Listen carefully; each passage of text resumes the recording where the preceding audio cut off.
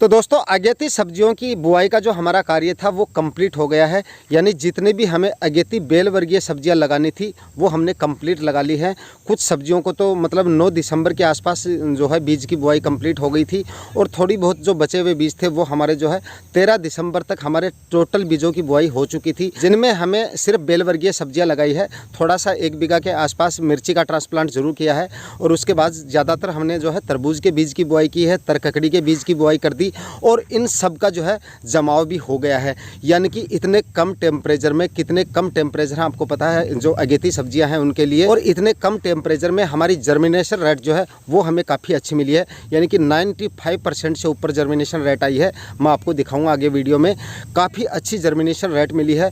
क्यों मिली है, किस तरह से हमने, बाकी लोटनल तो हमने लगा रखा था और लोटनल लगाने के बावजूद भी काफ़ी किसान भाई जो है कमेंट करके पूछते रहते हैं कि भाई 10-10, 15-15 दिन हो जाते हैं जो है बीज उनका अंकुरित नहीं हो पाता है। लेकिन हमारा जो तरबूज का बीज है या फिर अन्य सब्जियों की जितने भी बीज की हमने बुआई की थी सबका जर्मिनेशन हो गया और काफ़ी अच्छी जर्मिनेशन रेट मिली है। तो दोस्तों यहाँ पर हमने टोटल अगेती सब्जियों के बीजों की बुआई की है। लगभग तरबूज और तरककड़ी के बीजों की बुआई हुई है और साथ ही यहाँ पर मिर्ची का ट्रांसप्लांट भी हुआ है। लगभग हमारे जो तरबूज और तरककड़ी के जो बीज है उनका जमाव जो है वो कंप्लीट हो गया है। थोड़ा सा मैं यहाँ पर आपको लोटनल के बारे में और जानकारी दे देता हूँ। दोस्तों अगर आप सर्दियों में बीजों की बुआई कर रहे हो तो भाई आपको लोटनल से तो उनको कवर करना ही पड़ेगा, लेकिन लोटनल को काफ़ी अच्छे तरीके से आपको लगाने की भी ज़रूरत है। जैसा कि आप यहाँ पर देख पा रहे हैं 15-15 फीट की दूरी पर हमने जो है यहाँ पर फाइबर स्टिक लगाई है।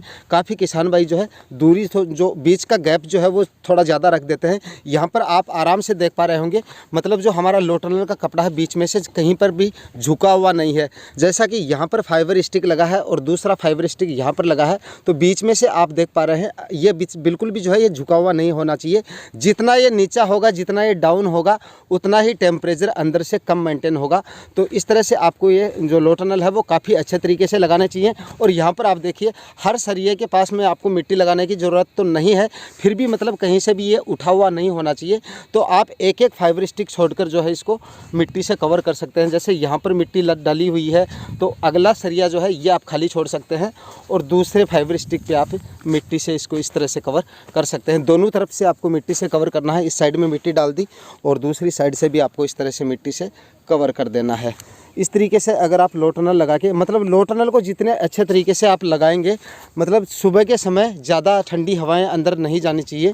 तो इस तरीके से अगर आप इसको लगाएंगे तो आपके बीजों का जमाव भी अच्छा होगा और आपकी फसल भी जो है वो काफ़ी अच्छे तरीके से ग्रोथ करेगी। ये देखिए आप बिल्कुल भी मतलब ज़मीन से उठा हुआ या मतलब बीच में से इस तरह से लूज वगैरह बिल्कुल भी ये नहीं होना चाहिए।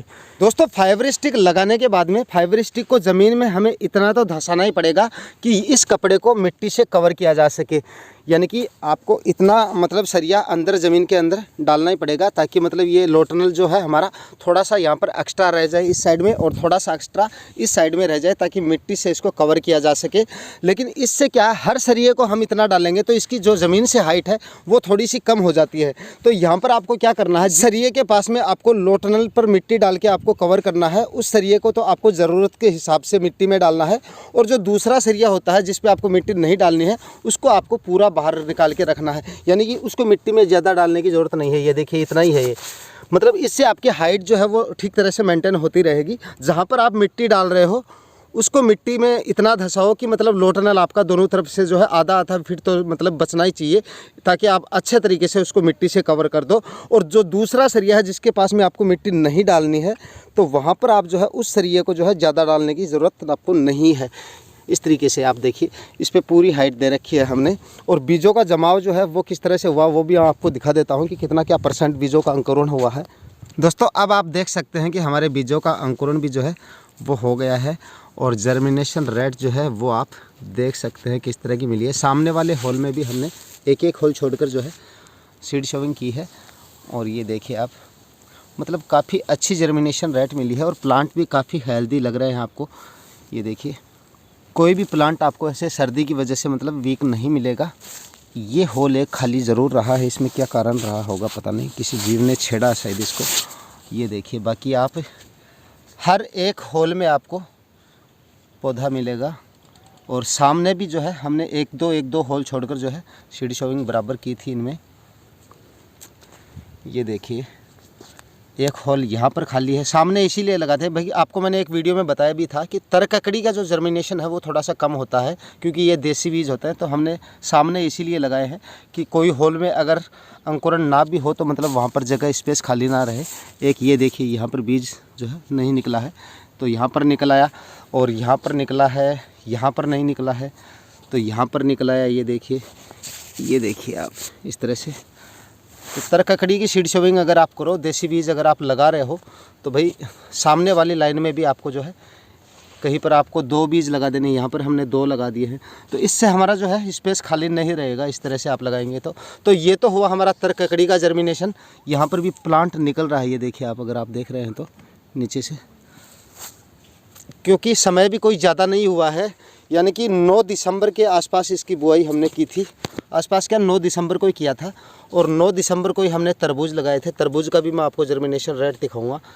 ये देखिए तरककड़ी के देसी बीज हैं, फिर भी जर्मिनेशन रेट कैसी है आप कमेंट करके ज़रूर बताइएगा। ये देखिए यहाँ पर भी पौधा निकल रहा है, ये देखिए यहाँ से निकल रहा है पौधा। कई जगह हमने 2 बीज लगा दिए थे। जैसे देसी बीज होते हैं तो कुछ बीज ऐसे देखने पे ऐसा लगता है कि भाई पता नहीं अंकुरण होगा या नहीं होगा, तो वहाँ पर मैंने 2 डबल बीज लगा दिए थे, तो यहाँ पर ये दोनों निकल आए। ये देखिए। तो दोस्तों यहाँ पर हुई है तरबूज की सीड शोविंग, और तरबूज का जर्मिनेशन भी मैं एक बार आपको दिखा देता हूँ। ये भी काफ़ी अच्छा जर्मिनेशन रेट आया है इसका। यहाँ से भी पौधा, ये देखिए मिट्टी हिली हुई है, निकलने वाला है, ये देखिए। और ये अगर वैरायटी की यहाँ पर बात करें तो ये तरबूज की जो जंबो रेड वैरायटी थी उसको लगाया था। भाई जंबो रेड अगर आप लगा रहे हो तो भाई मैंने पिछले साल लगाया था, तो इसमें जब पाले वगैरह गिर रहे हो ना तो उस समय जंबो रेड को बिल्कुल भी ना लगाए, क्योंकि उस समय उसका जर्मिनेशन बिल्कुल भी नहीं होगा, काफ़ी कम होगा लेकिन काफ़ी कम होगा। और प्लांट देखिए यहाँ पर आप कितने हेल्दी और मतलब स्वस्थ लग रहे हैं। एक भी प्लांट में आपको पीलापन नहीं दिखेगा। अगर सही तरीके से आपने सीड शोविंग की है, सर्दी से अच्छी तरह से आपने बचा लिया है, ओवर वाटरिंग नहीं की है आपने, तो आपका कोई भी प्लांट पीला नहीं होगा। कई बार किसान पूछते रहते हैं फ़ोटो डाल के कि भाई हमारे प्लांट जो है जर्मिनेशन के तुरंत बाद जो है वो पीले हो जाते हैं। या तो वो ज़्यादा टेम्परेचर कम होने की वजह से होते हैं, या फिर जो आपकी जो ओवर वाटरिंग अगर आप कर देते हो तो उस वजह से होते हैं। बाकी इसमें हमने आज ही सिंचाई की है, 4-5 दिन बाद की है। बीज का जर्मिनेशन ना हो और टेम्परेचर ज़्यादा डाउन हो तो एक बार आपको बीज में जर्मिनेशन से पहले एक हल्की सी सिंचाई ज़रूर कर देनी है। बाकी आपको ज़्यादा सिंचाई नहीं करनी है।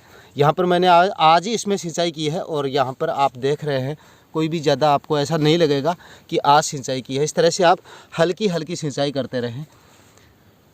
तो यहाँ पर मैंने आपको दिखाया जर्मिनेशन रेट काफ़ी अच्छी मिली है। और आपने तरबूज लगाया है या नहीं लगाया है, जर्मिनेशन कैसा क्या हुआ है, कमेंट करके आप ज़रूर बताइएगा। दोस्तों अगर आप भी इस समय बीजों की बुआई करने की सोच रहे हो, अगेती सब्जियों की, जिनको इस समय उगा पाना काफ़ी मुश्किल होता है, जर्मिनेशन काफ़ी मुश्किल से होता है, ऐसी सब्जियों की अगर आप इस समय पर बुआई कर रहे हो तो भाई आप उस समय बुआई जो है उनकी बिल्कुल ना करें जिस समय पाले गिर रहे हों। जिस समय पाले गिर रहे हैं और उसी दिन अगर आपने बुआई कर दिया, उस समय बुआई कर रहे हो, तो आपके जर्मिनेशन में काफ़ी दिक्कत आ सकती है। भले ही आप लो टनल लगा रहे हो लेकिन टेम्परेचर काफ़ी डाउन आ जाते हैं, पाले लगातार गिरते रहते हैं, तो भाई बीज का अंकुरण आपका काफ़ी धीरे होगा, और जितना धीरे अंकुरण होगा उतना ही प्लांट आपका वीक निकलेगा या अंकुरण रेट डाउन आ जाएगी। तो इस तरीके से आप जो पाले गिर रहे हैं उस समय आपको उसका आपका जो बीज की बुआई का काम है, सीड शोविंग का काम है, वो रोक देना है। क्योंकि पाले ऐसा तो है नहीं कि पूरे महीने तक पाले गिरते रहेंगे। पाले अगर गिरते हैं तो 4-5 दिन मैक्सिमम गिरते हैं, ज़्यादा से ज़्यादा 6 या 7 दिन, मैक्सिमम 7-8 दिन तक गिरेंगे, उससे ज़्यादा पाले नहीं गिरते हैं बीते सालों की बात करें तो। और जिस समय पाले गिरने बंद हो जाए उस समय आप अपने बीजों की बुआई करेंगे तो आपको जर्मिनेशन रेट अच्छी मिलेगी। सर्दियाँ चाहे कितनी भी पड़े, टेम्परेचर वैसे चाहे कितने डाउन हो, लेकिन पाले जमने लग जाते हैं, यानी 0 डिग्री या 1 डिग्री के आसपास तापमान आ जाते हैं, तो उस समय अगर बीजों की बुआई होती है तो मतलब जर्मिनेशन रेट काफ़ी डाउन आ जाती है। और काफ़ी डाउन टेम्परेचर हैं और उस समय आपने बीज की बुआई कर रखी है, तो भाई एक हल्की सी सिंचाई आप गर्म ताज़ा पानी की जो है सुबह के समय अवश्य कर दें उसमें, ताकि बेड के अंदर का जो टेम्परेचर है वो काफ़ी अच्छे तरीके से थोड़ा सा जो है वो मेंटेन हो जाए और आपके बीजों को अंकुरित होने में थोड़ी सी सहायता मिले। और दूसरा, ओवर वाटरिंग बिल्कुल ना करें, ज़्यादा सिंचाई भी आपको नहीं करनी है, 1 आध घंटे चलाएं।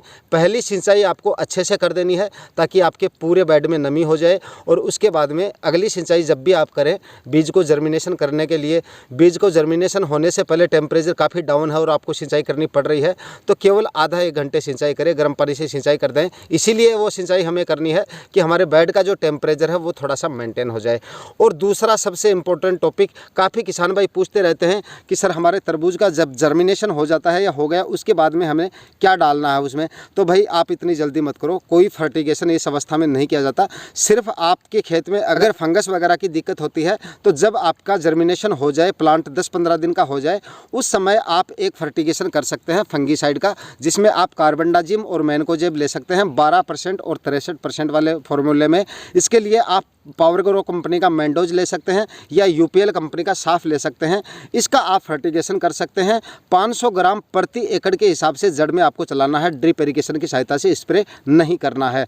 500 ग्राम मैंने बताया प्रति एकड़ के हिसाब से, इस हिसाब से आपको ये फर्टिगेशन करना है। फंगीसाइड का आप फर्टिगेशन कर सकते हैं ताकि किसी भी तरह का, छोटे प्लांट में क्या होता है फंगस वगैरह के अटैक हो जाते हैं, जड़ गलन या कॉलर रोट वगैरह के। हालांकि आजकल काफ़ी कम होते हैं, इस तरह की बीमारी आजकल नहीं आती हैं, फिर भी आप जो है प्रिवेंटिव में कर सकते हैं। फंगीसाइड का अगर फर्टिगेशन करेंगे तो उससे कोई नुकसान नहीं है, आप कर सकते हैं। बाकी जब तक आपके प्लांट जो है इस समय सर्दियों में 20-25 दिन के नहीं हो जाते हैं तब तक हमें कोई भी फर्टिगेशन उसमें नहीं करना होता है। तो फाइनली जब भी फर्टिगेशन का समय आएगा तरबूज और अन्य बेलवर्गीय सब्जियों में, तो समय समय पे आपको वीडियो मिलते रहेंगे। आज के वीडियो में दी गई जानकारी अच्छी लगी तो वीडियो को लाइक शेयर कर दीजिएगा, चैनल पे नए हैं तो सब्सक्राइब जरूर कर लीजिएगा। मिलते हैं किसी नए वीडियो में नए टॉपिक के साथ, तब तक के लिए जय हिंद।